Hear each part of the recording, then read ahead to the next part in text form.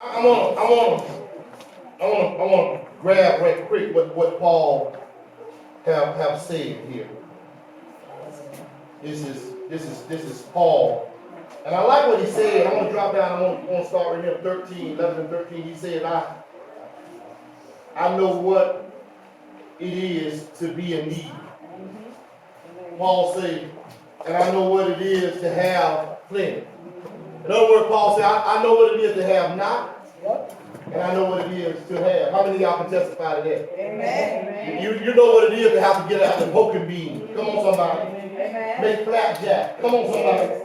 You know how it is when you can eat them oxtails. Come on, somebody. Prime rib. Come on now. You know what? You done been on both sides of the track. You know what it is to have and not to have. Why did Paul talking some good stuff right here. And Paul is talking about the people of God going through. Amen. He talking about going through. He said, I learned the secret of being content. A lot of folks think being content, you got to be content first. Amen. Before you can rejoice. Well, if I got everything I need, then I can rejoice. But Paul says right here, it's clear. He said, I learned how to be content. I learned how to deal with having a little bit, and I learned how to deal with having a lot. I find folks that don't know how to deal with a little bit, and they don't know how to deal with a lot. Therefore, they messed up from the flow up because they hadn't learned. But how many of y'all know if you keep on going through, wait, let me change that. If you keep on coming to Holy Temple, you're going to learn how to make it on a couple of cans of peas and a slice of bacon. Amen. Come on, somebody. Amen. If you keep coming to Holy Temple, you might come in and you're going to be over here where you only have a little. But our job is to get you over here where you can have a lot. That's what this is about. To get you to have the things of God. Come on, can I get a witness? Amen. Come on, somebody. We want you to have what God said you can have. And how many of y'all know God done promised you everything? Yeah. And the only reason you can't get them because the devil done blocked it or put your mind in captivity. And now the things that you're supposed to be doing, you saying I can't. But you looking at everybody else climb. But you saying I can't. Well, why can't you? Because you keep saying you can. You keep speaking negative in your life. Y'all, I was on dope for 20-something years. Right at 20 years. Crack. No, I wasn't no street person. I go to the crack house, go over it, get my dope, go home, smoke that, go get me smoke. Didn't care what nobody said, but I was on dope. Some of y'all been on dope. You're a snortaholic, they call it. Some of y'all alcoholics. Come on here. Some of us homo, come on here. You done been on some stuff, and some stuff done been on you is what I'm trying to say. Amen. But see, I came into the house of God and said, God, help me get this stuff off me. Teach me how to be, God. Teach me how you want me to live. See, I was living the way I wanted to live, and it wasn't working for me. And can I get a witness? Anybody in here living like they want to live and find out it don't even work? I'm going through hardship. I'm going through trial after trial. I'm going through tribulation. What I'm trying to do, I ain't doing. Because I had learned. Watch this. Let me just get ready to get into this. Paul, in this particular chapter, has come to a point in his life that he says, I know how to deal with it now. Amen. See, some of y'all keep going through the same old stuff. Here it is coming on tax season again. And you talking about, boy, I can't wait till I get my check. Well, what? You can't wait to get it. What? You know the same thing you did last year. You ought to have a little patience this time and say, you know what? I ain't going to be so hasty to run down there and get nobody's car that in 6 months they're going to come and get it. I ain't going to be so hasty to run down there because I got money to buy an old 65-inch TV that in 6 months I'm going to take it to the pawn shop. Oh, y'all ain't going to say nothing. Y'all know I'm telling the truth. I ain't going to be so hasty to go out there and buy my children all them name brand shoes where they cost $200 when you would buy them $200 shoes. But now you done gone crazy because you got a little tax money. Don't you know that money going to leave you? Because you don't have the mindset to hold on to it. And that's our problem. How many of y'all still saving money? Those I told, I said, church, we need y'all to start saving. See, we're trying to help you. But get ahead in life. But you keep dragging behind. I got to have it. You ain't got to have everything. How many of y'all ran out there to Walmart on Thanksgiving Day? Tell the truth. Come on, tell the truth. Did you really? Let me ask you a question then, minister, y'all. Let me ask y'all this right here. Be honest. Be honest with me. Did you really need what you went and bought? Or did you just buy it because it was on sale? You bought it because you wanted it. But did you need it? It's all right to buy stuff that you want because she blessed. The Bible says he'll give you the desires of your heart. But watch it. You can't go running buying stuff just because you want it all the time. That's the way a child thinks. Am I right? Shoot, give it. Listen, see, I come up in old days when they had the little store that had the penny candy. And just as soon as I got a quarter, there I went. Buy me some penny, buy me 10 cents worth of penny candy, give me 10 cookies, and soda. No sooner than I got that money, I was there. And that's what some of us still doing. No sooner we get money, we spend it. You got to learn to be a little more wiser than that. Amen? Paul said, I learned how to be content. Let us also know that this was something that he had to learn again. He had to learn it. Some of us just didn't learn. If we explain Paul's life, we'll find that it wasn't easy. First, if you study about Paul, you find he was an educated man, well off. But Jesus came in his life as he was persecuting the Christians, right? As he was persecuting the church. And the Bible says Jesus knocked him down. And punished him, made him blind, y'all. We don't know exactly how many months it is that he was blind, but he was blind for some while. Until Ananias, a man that was sent by Jesus to lay hands on him and give him his sight back. Paul was corrected when he thought he was doing right. See, a lot of times, y'all, watch this for us, because we all here the same, y'all. I say no higher than you. We be thinking we doing right, doing what we want to do. But Jesus will step in and show you that that's wrong. Amen. Jesus stepped in Paul's life and told him, you're wrong. You kicking against the prick. He didn't even know what he was doing. He said, what is it I'm doing, Lord? He said, who is it I'm persecuting? He said, you're persecuting me. And after that, he made Paul blind. Paul began serving the Lord through obedience after that. And oftentimes, by him serving the Lord through obedience, watch this, he had some hardship. I got some Bible readers in. Y'all hear how they read? They don't read this stuff. Amen. He found hardships. He found trials and tribulations. See, I know some of y'all thinking when you come to church, everything gonna be good. Everything. I know they told you, good, you go to church, God gonna make everything all right. That's all right. That is true for your soul salvation. But you're going to have some trials and you're going to have some tribulations. Why? Because now the same devil that had you, he done lost you. And now that you're on the Lord's side, he mad at you. So he's going to attack you like never before. Y'all know Michael Jackson had a song say, ooh, nah, I want you back. And that's what the devil be saying. Because he had a good time with you. Come on. I know he had a good time. Now, let me talk about me. He had a good time with me, Milton.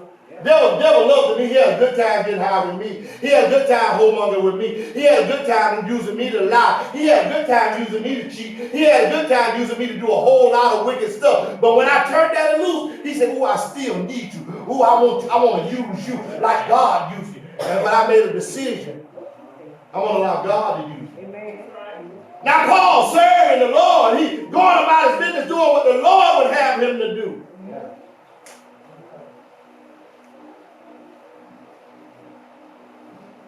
Paul had to give up the old and take on the new.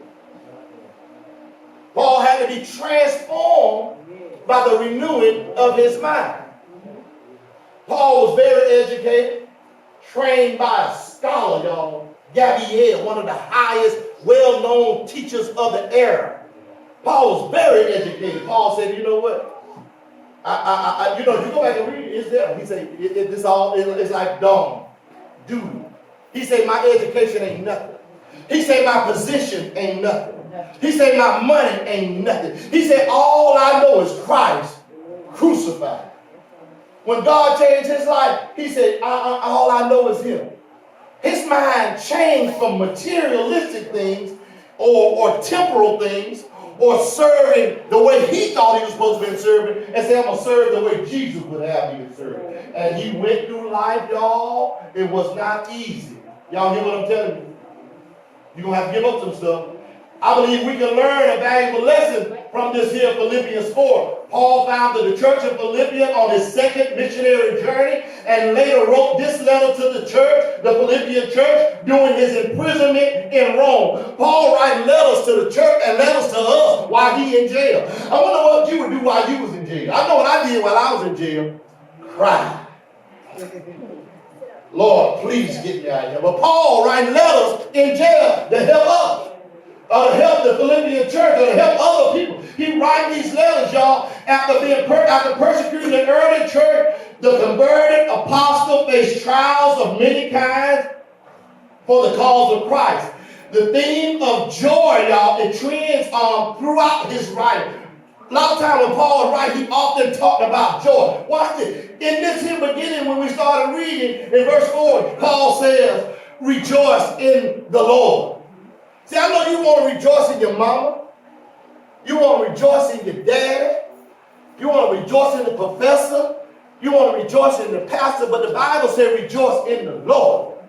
Paul tells them, he said, you're going to be happy, not happy, but joyful of joy. Say, be joyful about the Lord. How many of y'all know it's God still that keeping the sun where it's at? It's God still who keeping the moon where it's at. It's God still who keeping the earth turning on its axis. They said if the earth get off its axis just a small degree, we will probably freeze to death.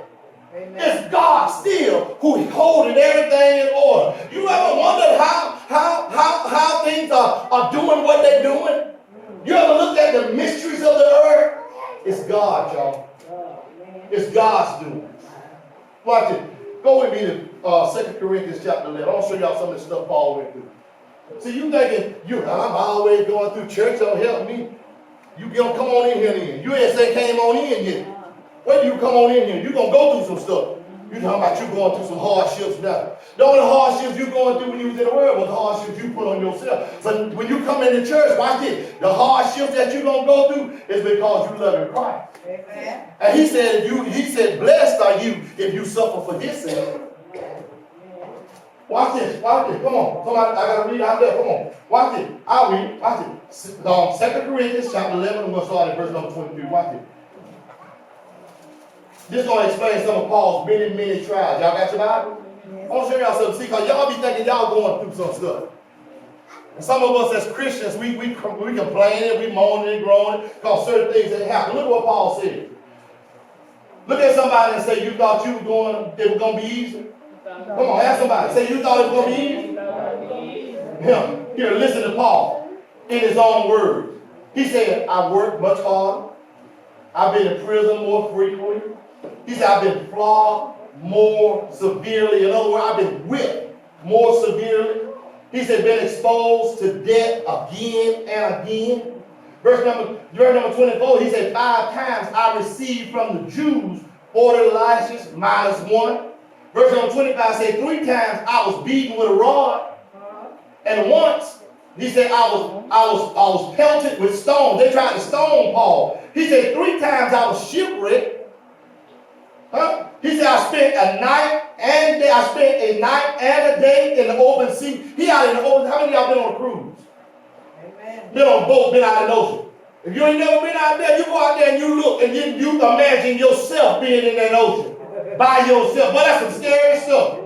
Paul said, I've been out in the middle of the ocean by myself.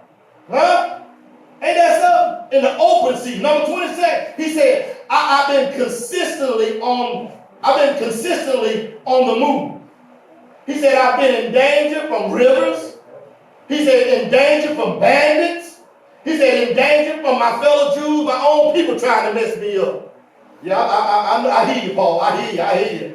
Preachers talking about me and church folks talking about me. Yeah, I hear you, Paul. He said, in danger from the Gentiles. He said, my own brothers I mean, other folks, not my own brother, but other nations hating on me.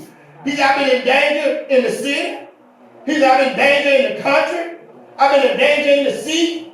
I've been in danger from false believers. Look what Paul said. He said, I've labored and toiled and often gone without sleep. Paul said, I've had hunger and thirst. I've often gone without food. He said, I've been cold and naked. And he said, besides everything else, I face daily, watch this, the pressures of my concern for all the churches. Paul said, I got to go through all that, and then I'm caring for the churches. See, Paul went through some stuff, and you're going to go through some stuff.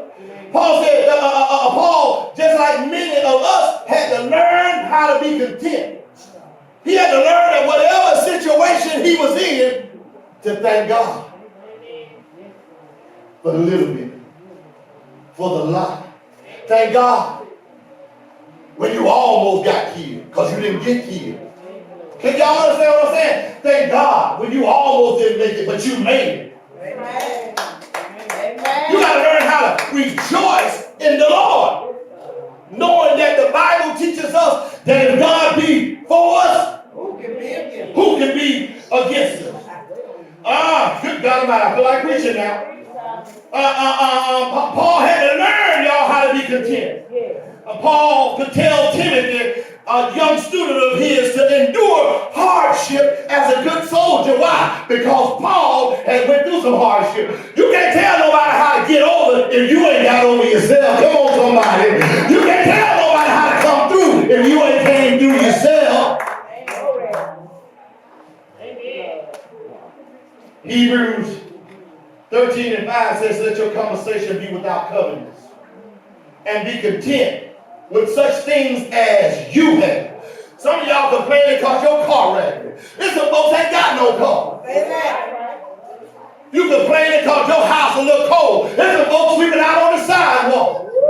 You better learn how to be content with whatever God has given you, because whatever God has given you, that's yours. What's for me is for me. Verse number 6 of that Hebrews 13 says, so that you may boldly say, the Lord is my helper. Even watch it. What you mean, Pastor? Even though I ain't got but a little bit, I thank God for that. He gave me a little bit. He was thinking about me enough to give me just a little bit. See, a little bit is taking a long way if you respect the little bit. If you give God thanks for the little bit, if you praise God for the little bit will take you a long way. How many of y'all know that Jesus, y'all, was on the side of a mountain, right? Watch this, and people started coming around, and Jesus said, do y'all know where we can get something, some bread to feed all these folks? The Bible said there was over 5,000 men and plus women and children. Watch this, meaning it was only 5,000 men, but there were more women and children. And the Bible said that Jesus asked them, where can we get some bread? They didn't know where to get the bread. They didn't know how to feed the people, but Jesus did. The Bible said they found a little boy that had 2 fish, come on somebody, and 5 loaves of bread. And they said they brought it to Jesus. Jesus said, sit them down in the numbers of 50. They sat them down, y'all, and they fed everybody with 5 loaves and 2 fish. Over 5,000 people. Why? Because Jesus knows how to multiply by subtracting. My God. Huh? I don't understand what they call it. Algebra? What they call that? Somebody here know. What is that, Jay? What they call that? That funny little stuff they be doing. Algebra.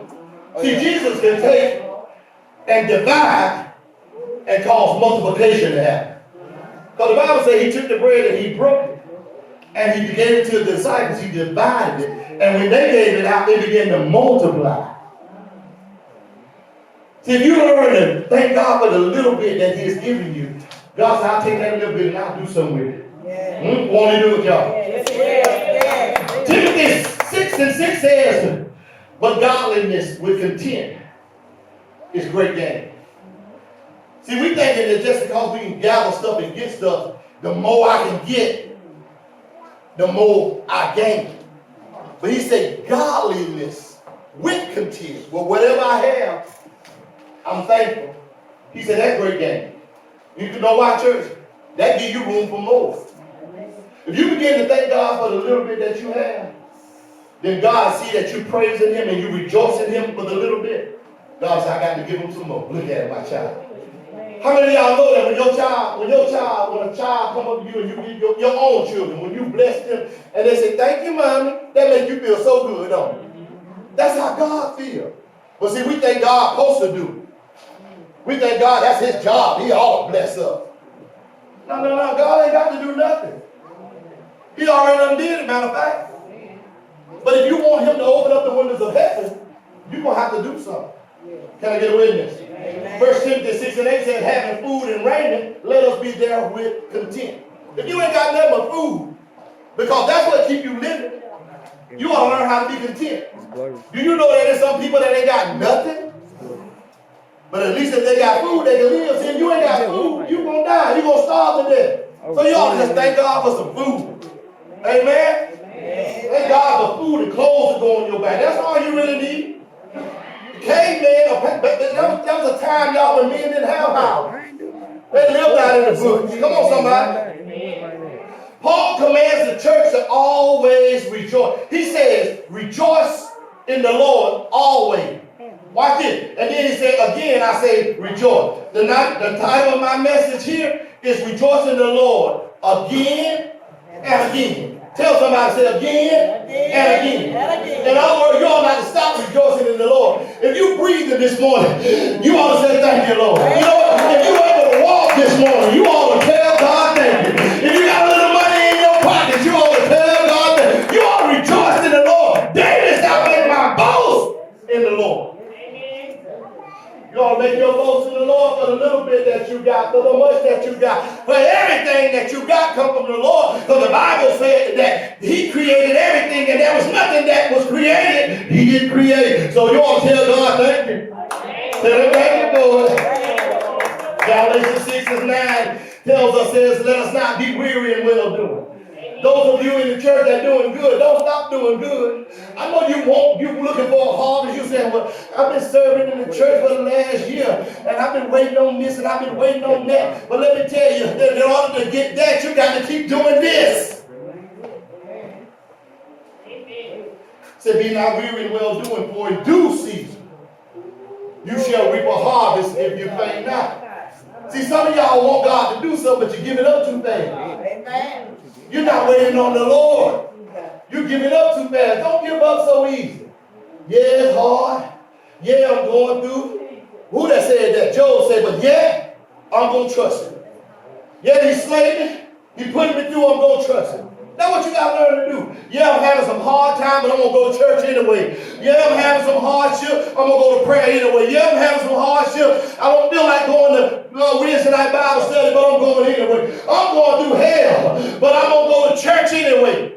Amen. Tell your neighbor, be content.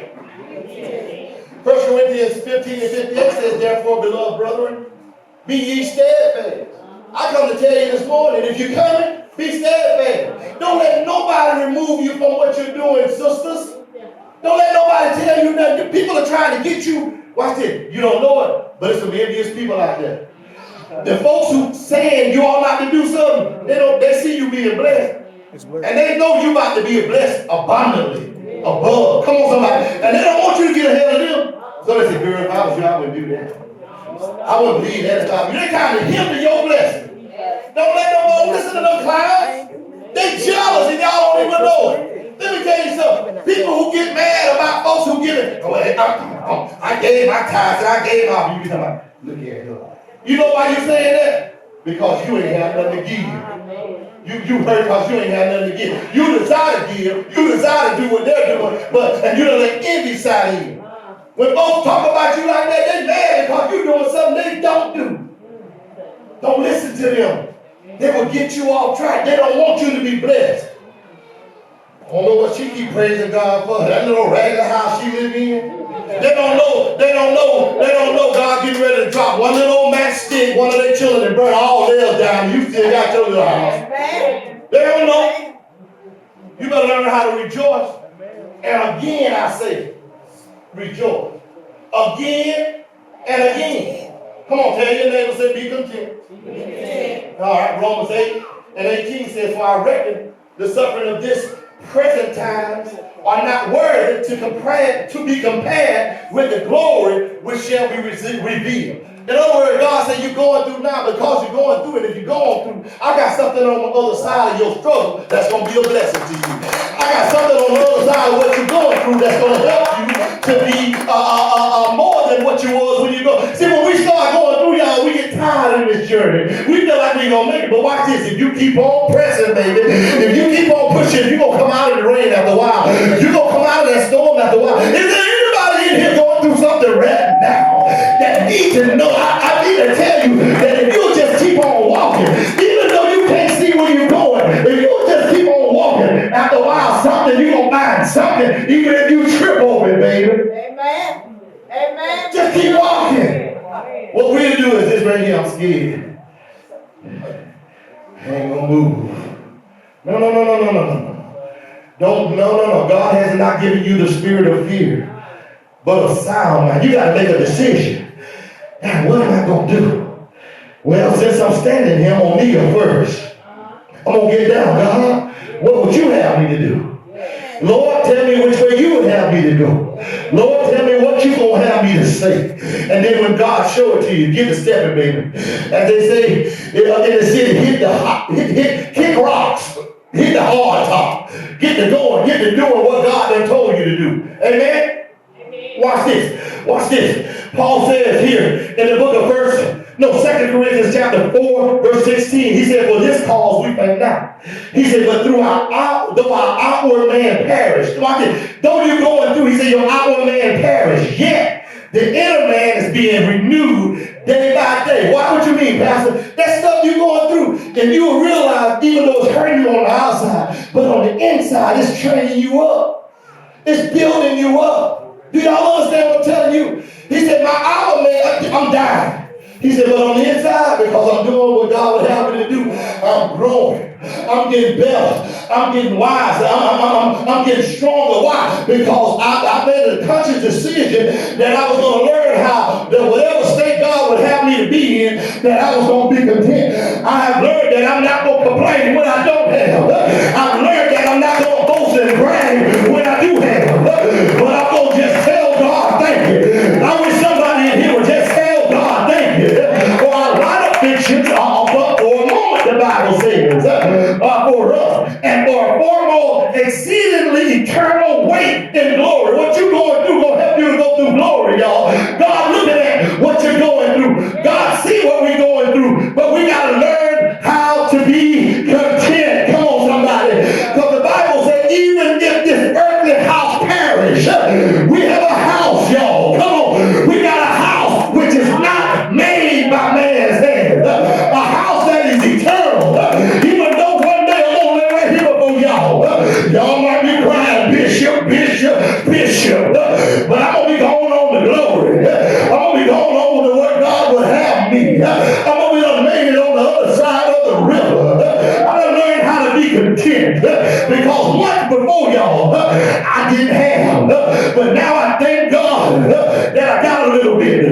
But just because I got a little bit, I ain't going to talk too much about it because the enemy might hear what I'm saying and try to take the little bit that I've got. So what I'm going to do is I'm going to just rejoice in the Lord because I know the devil, he might get mad, but the Lord is who I'm rejoicing in. The devil can't do a thing about it. Can I get a witness, y'all? Now unto him, my praise, my joy, good God Almighty.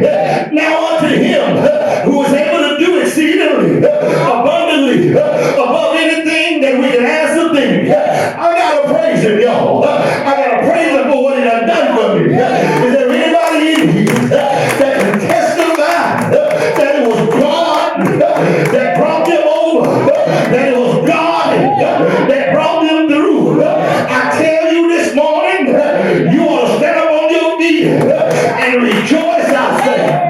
Come on, tell your neighbor, rejoice, I say. Rejoice again, and again. Ain't all right? Can somebody say, yeah? I need somebody to say, yeah. yeah. God is all right. I heard David say, the Lord is my shepherd. I shall not want. I done got there, y'all. I know the Lord gonna lead me. I know the Lord gonna guide me. And I shall not want because He's gonna give me what I need. And you're all right. Come on and say yeah. Come on and say yeah. Somebody say yeah. Yes, Lord. Yes to your way. Yes to your will. Yes, Lord. Wherever you send me, I'm going to go. Whatever you tell me to do, I'm going to do. Can I get a witness? Is there anybody in here know what I'm talking about? David said, I will bless the Lord at all times, and His praise shall continue. Come on, somebody. Let your praise continue to be in your mouth. Oh, magnify the Lord with me is what David said. Tell your neighbor, you ain't got to if you don't want to, but I'm going to make His name great. I'm going to holler, Jesus, in the morning, Jesus, in the noonday, and Jesus, in the midnight hour. And it's all right. Come on, y'all. Rejoice. I say again and again. Can I get somebody to give God some praise? And he all right. And he all right. I heard David say, I'm going to wait on the Lord patiently until He hear my voice. And I cried out with my voice. I cried out and He heard me. He brought me up out of the horrible pit. He brought me out of the very clay. And He set my feet upon a solid foundation. And He established my goings. I told the Lord, order my footsteps in your word. Is there anybody in here that's ready to go where God said go? I need for you to stand up on your feet and give God some praise. Somebody waiting on some money. Somebody waiting on a word from God. Somebody waiting. But while you're waiting, come on and rejoice. I didn't say be happy. I said rejoice. Because joy, rejoicing is better than being happy. Because God said the joy that I give, the world can't give it. So don't let the world take away your joy. Is there anybody in here ready to shout? Go ahead. Hallelujah. See, you can shout before it comes. You can dance before the fire comes. I wish I had somebody who knew what it's like to open up and give God